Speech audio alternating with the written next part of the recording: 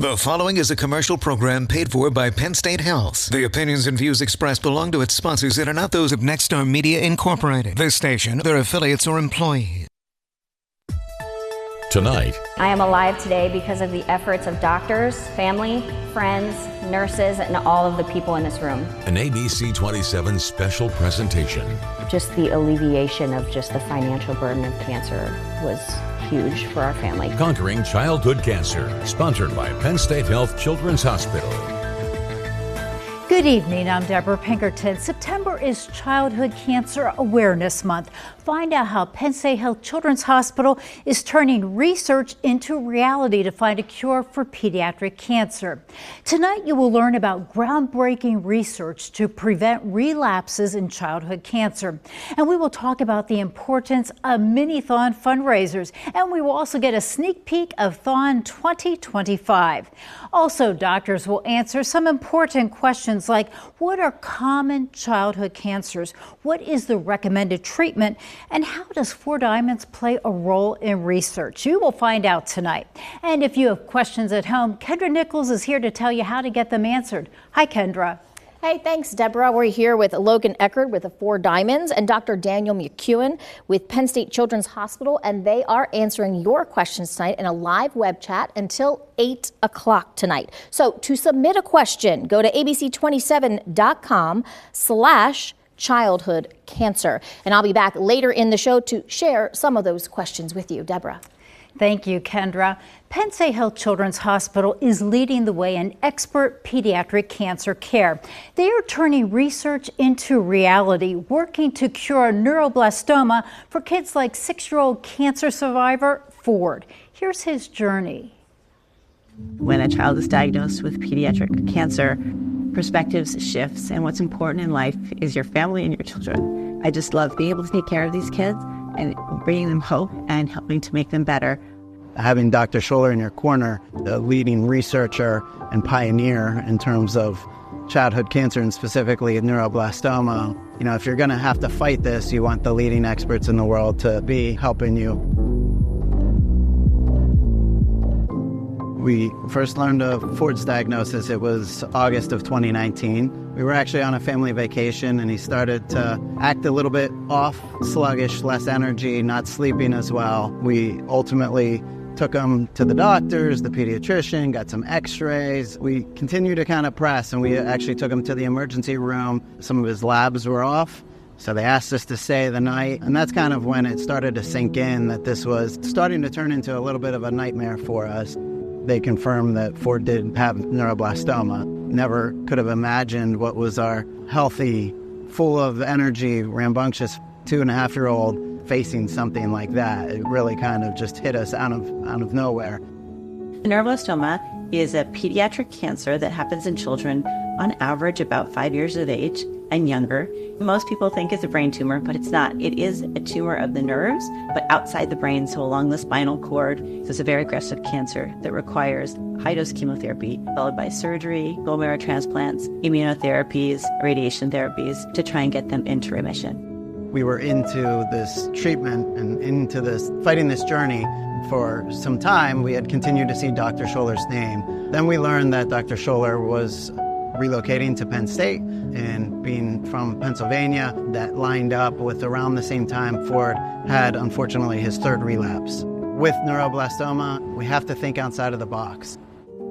DFMO is a drug developed by Dr. Sholler and her team and something made available to Ford through her clinical trials. Shortly thereafter, the FDA approval came. DFMO, its generic name, iwilfin being the brand name, is a drug that targets the cancer stem cells. So those cells that hide in the body after a child is finished with their treatment and then 6 months, a year later, will cause a relapse.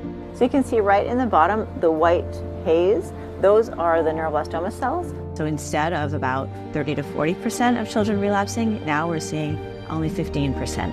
What's most scary for parents and obviously for children that are the patients, what was traditionally with neuroblastoma, a high percentage chance of relapse. The question is, okay, we finished the therapy, it's, remove the cancer, we're all really excited, but we're all kind of like, what's next? And so DFMO is that drug, it's that extra cushion or security blanket. It's working to make sure that the cancer doesn't come back.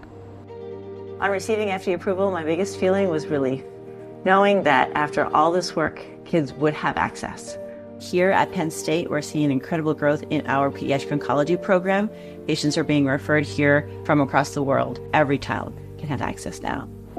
He's about 9 months into the 2-year plan. We haven't had any relapses. We haven't had any additional growth of any of the cancer. That's the main goal. One of the things that we often hear is that, childhood cancer gets 4% of national funding, and our children going through this are worth more than 4%. It's important for us to participate in these research opportunities because that's what's going to lead us to a goal of being able to receive treatments that aren't as harsh or, might not have long-term effects. My goal is to move away from the very harsh, toxic chemotherapies that we've been giving our children literally for 40 to 50 years. Understand their cancer better and what targeted medications can be given to target the cancer cell itself while leaving the rest of the body alone. We're learning every single day how to do better. Together, we're going to get there. We're always happy to share Ford's story as much as we can because we think that that might be the thing that somehow, some way gets to another child. Might add a little bit of hope for as long as I live, certainly. We will do everything that we can until it's not necessary anymore. 1, 2, 3, 4. Love you, Ford. Love you, Ford. We won't be done working until every child is cured.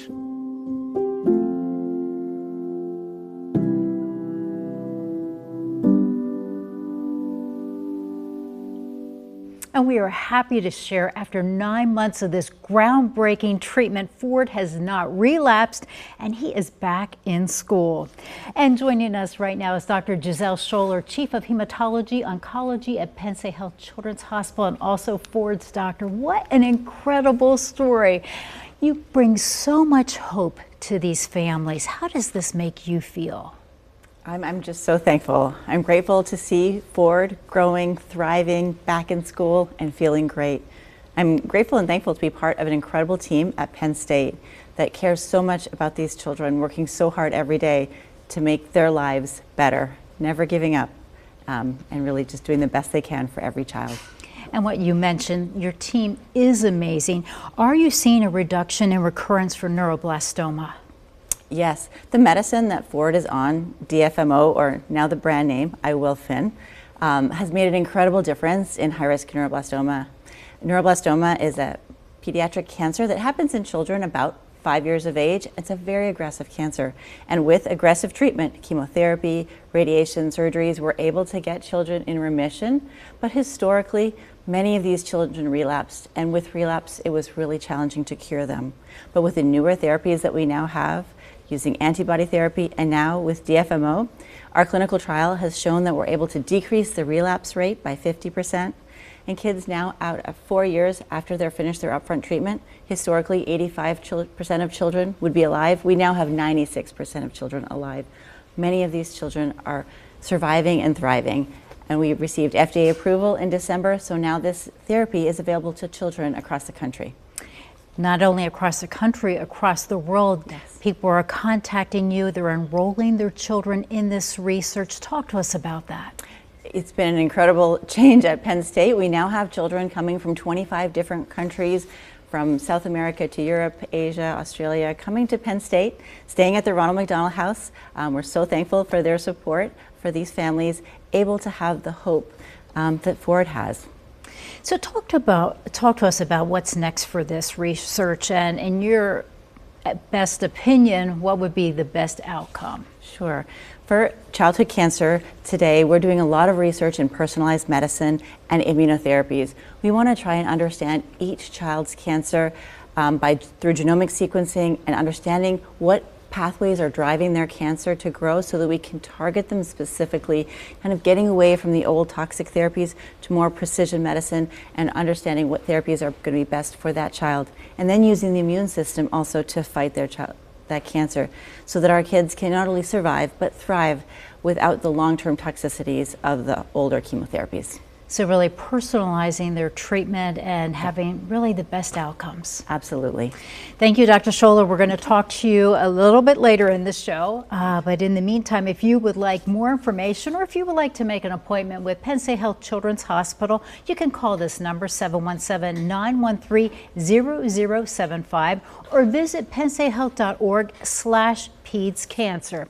Now let's check in with Kendra Nichols. Kendra, what are some of the questions being asked? Well, thanks, Deborah. We have a lot of questions coming in through the live web chat this evening. Dr. Daniel McEwen with Penn State Health Children's Hospital has been answering some of those questions, so we want to address some of them just right now. So a cancer diagnosis, absolutely, is very scary, especially for a child. So how do you help families cope with that news and make sure that they are educated and prepared for treatment? Absolutely. As a parent myself, some of the worst words I could imagine hearing are, your child has cancer. Mm-hmm. And it can be so difficult for our families to grasp the fact that their apparently previously healthy and happy child is suddenly facing a life-threatening illness. Mm-hmm. So these conversations are always difficult, and we try to individualize the information that we provide to families in the way that they best receive it. The talks are usually long and go over hours and days. The important thing to keep in mind is that treating childhood cancer takes a village. We are so blessed to have a dedicated set of professionals, nurses, social workers, therapists, chaplains, child life specialists, who all help our families process all of this new information and support their child through their cancer journey. Yeah, emotional, physical, all of that. Okay, Absolutely. So how do you decide which treatment is right for each child and when a clinical trial might be the right choice? Right, so treatment starts with diagnosis, and we do that in collaboration with our surgery, radiology, and pathology colleagues. And at the same time, we gather information about the extent of the cancer, and we look at the unique genetic changes in the cancer cells to try to determine how aggressive the cancer is and develop the best possible treatment plan for each individual patient. Mm-hmm. At Penn State, we're lucky to be part of several consortiums, including the Beat Childhood Cancer Consortium, which is actually home in Penn State now, thanks to Dr. Sholler, as well as the Children's Oncology Group. And in terms of clinical trials, we will screen patients, and if we determine that a child is eligible for a trial, we will always offer that to the family and do our best to explain what options they have so they can make the best decision for their child and their family. Right. So what role does nutrition play in the healing process, and is there a special diet that you recommend during cancer treatment? Right, so nutrition is critical. Keep in mind that cancer cells grow very quickly, and the medications that we use to treat cancer target cells that divide quickly, including, unfortunately, some of our healthy cells, like our hair, the inside of our mouth, our gut, and our blood cells. So in order to build those healthy cells back and to heal the damage that's been done, we have to have a good, well-balanced diet with plenty of protein.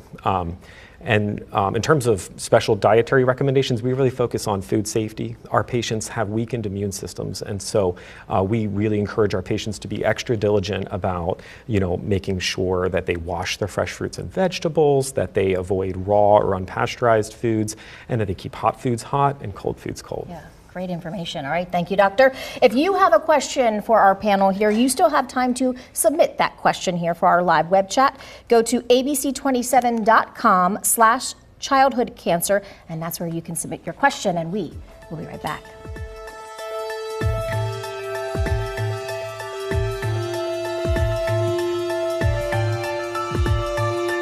Athletes push boundaries, defy odds, and strive for greatness. At Penn State Health, we share that drive. We tackle medicine's toughest challenges, leading to breakthrough treatments and even cures. Our researchers are passionate and push the limits, like the discovery of a pediatric cancer treatment that led to an FDA-approved drug, drawing patients globally to central Pennsylvania. Penn State Health, driven for you.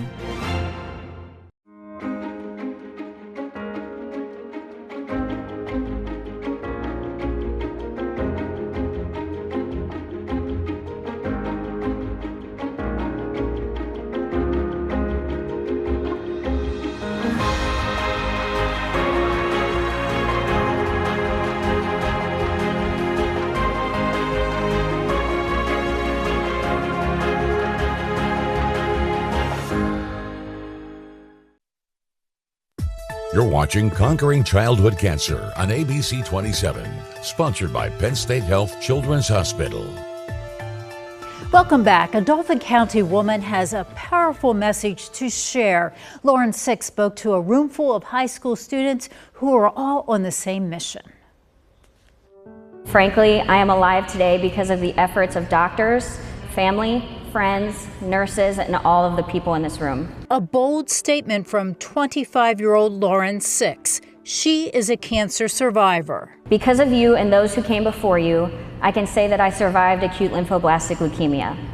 I truly cannot emphasize enough that the fundraising efforts made by Mini-THON students like you guys is the reason that researchers have made it so far in the treatment that I received. Lauryn spoke at the 4 Diamonds Mini-THON conference to share, educate, and encourage students who have raised money to fight childhood cancer. While Lauryn was the captain of the Mini-THON at Elizabethtown High School, she didn't realize how vitally important this organization is until she was in her junior year at Penn State University. I kind of struggled with day-to-day things that I normally didn't struggle with. I had like fatigue all the time. You know, I couldn't get enough sleep. I started to notice bruising, like severe bruises on my body. Lauryn went to her family doctor who did some blood work. I got a call after hours, which is never good, saying that I needed to go to the ER to get a blood transfusion. And then from there, I was in the ER for a few hours. They came back and said that I had some blood cells that looked cancerous under the microscope. And then they did further testing and found out that I had acute lymphoblastic leukemia. Lauryn reacted like any young adult would. I remember I just was in disbelief.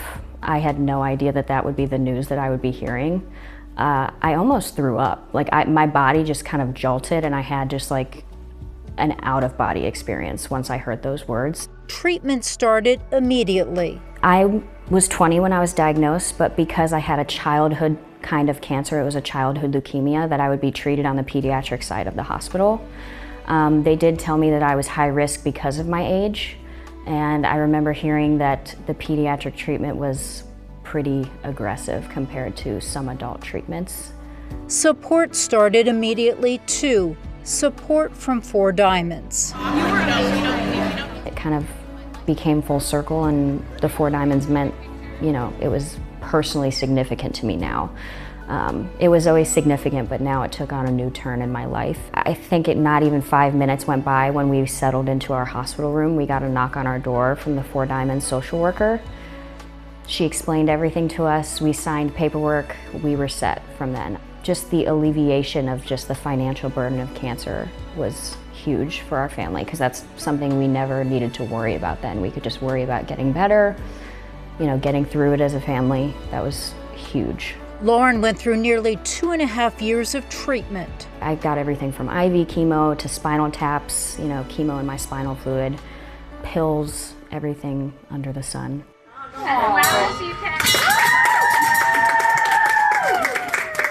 And then she rang the bell. It was just a very emotional moment.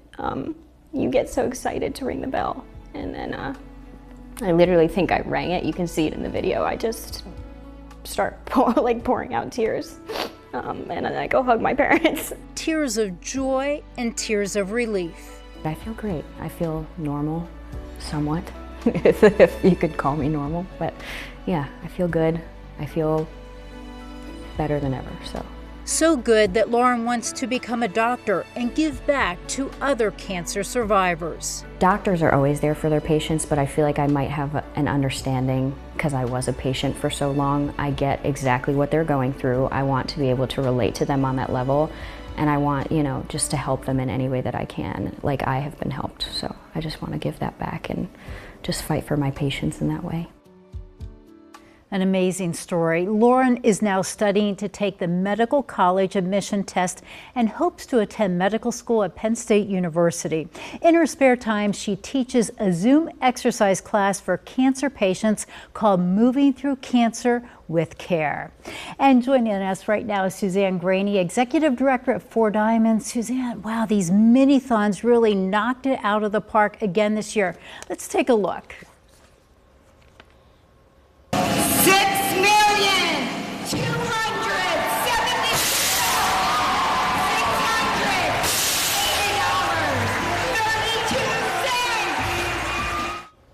Wow, what a number. Suzanne, how does it make you feel to know how these high schoolers are really helping you conquer childhood cancer? I mean, it's just incredible to see a number like that and to know what went into it. I'm so proud of these students, and I'm so grateful to them and to the administrators of their schools and to the community that supports them, gives them the opportunity to be leaders within their school, mobilize other students, and all work together collaboratively for this really phenomenal result. We just couldn't be more proud or more grateful to them. And what these students are really doing is helping families, also helping research. Talk to us about that. Remind us what 4 Diamonds does to help families. Absolutely. We have a 3-pronged mission. We are always looking to be able to provide superior care to our 4 Diamonds children and comprehensive services to those children and their families. So wrapping them in all of the therapeutic services that are proven to improve the likelihood of a positive outcome for them. And we're doing that without a cost. So filling in all the gaps where insurance is not covering their care, making sure that that is not where they have to put their time and attention, taking away that burden of worry of how to pay for all of this. That's what the community support does. It makes it possible for every one of our 4 Diamonds kids to have exactly what they need in the moment they need it without having to worry about the financial expense. And then we're also investing in research, which is so exciting because you can provide the very best care that we know how to do right now, but it is only what we discover in the future that is going to lead us closer to a cure. And just quickly, let's talk about THON 2025, just right around the corner. Oh, every day is THON in our world. We say that often, and it is always exciting to get to work with a new group of students. So the THON Executive Committee got to come visit the hospital recently, and we work collaboratively all throughout the year. One of the things we're excited about is to announce that THON is on a different weekend this year in February. So THON weekend will be the weekend following President's Day weekend. And a lot of the same activities will be going on, but because we have new leaders every year, there's always something new and creative and a completely different take on what is our hallowed traditions within THON and Penn State. Yeah, great for the students. Thank you so much, Suzanne, and stick with us because we're going to talk to you just a little bit later. And in the meantime, if you would like to make a donation to 4 Diamonds, visit online at 4diamonds.org. Now let's check in with Kendra and get some answers to our web chat questions. Kendra. All right, thanks, Deborah. Logan Eckert, Director of Analytics and Strategy at 4 Diamonds, joining us now. He's been answering some of your questions. And this viewer has a good one. Do you have any fundraising ideas for my school that they can do for Mini-THON?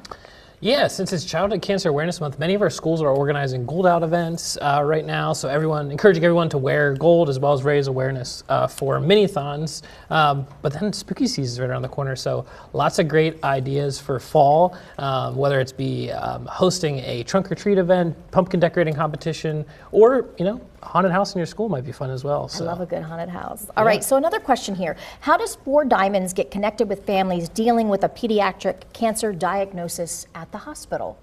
Yeah, so after a childhood cancer diagnosis at Penn State Health Children's Hospital, a dedicated 4 Diamonds social worker will actually meet with the family and let them know and convey to them that 100% of their medical bills will be covered thanks to the work of 4 Diamonds and all of our supporters. This really allows the families to ensure that they have the support that they need to get through that diagnosis, and really allows them to focus on getting their child better rather than having to deal with the financial burdens that come with that. Yes, and that's the key, letting them focus on healing. And we did mention this, if not everybody can do a mini-thon, so if they want to donate, where can they go? Yeah, they can go to 4diamonds.org. All right, thank you so much, Logan. You can still submit a question. They're going to be here until 8 o'clock tonight. Again, go to abc27.com/childhoodcancer and you can submit your question. Deborah, back to you. And thank you, Kendra. Joining us again is Dr. Sholler and Suzanne Graney. Doctor, I understand there are also some new research trials on the way that are sponsored by 4 Diamonds. Talk to us about that.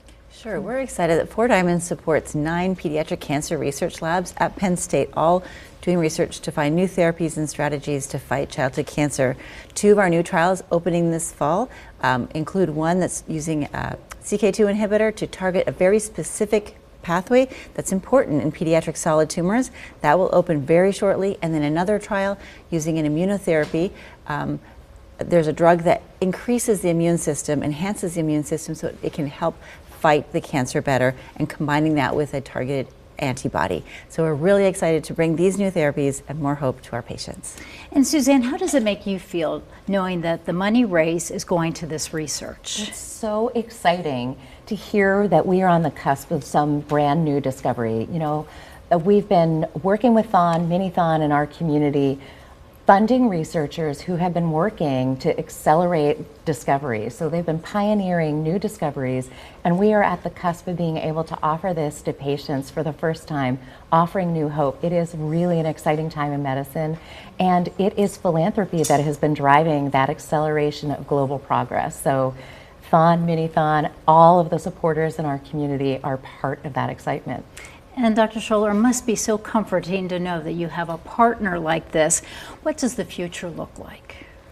Yeah, it's so exciting that we have 4 Diamonds as our partner. Pediatric cancer research couldn't happen without the donations. Most pediatric cancer research is funded by the parents, families, and communities supporting them.